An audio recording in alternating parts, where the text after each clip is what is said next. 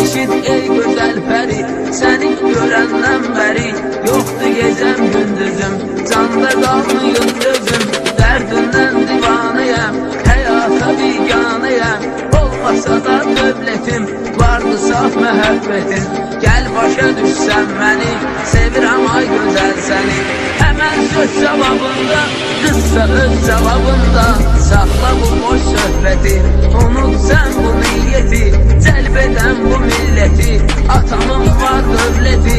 Durub sənin gözündə, həya olsun üzündə. Bir özlə bax bir mənə, dedi kim gələr sənə. Bu söhbət çox uzanmır, qız yolundan yubanmır. Günün gün ortasında, tek yolun ortasında.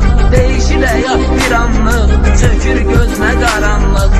Ürəyində qəm kədər, evinə dönür bir səhər. Qucaqlayır iki əlli, tapır anadan təsəlli. Özünə gəlir bir qədər.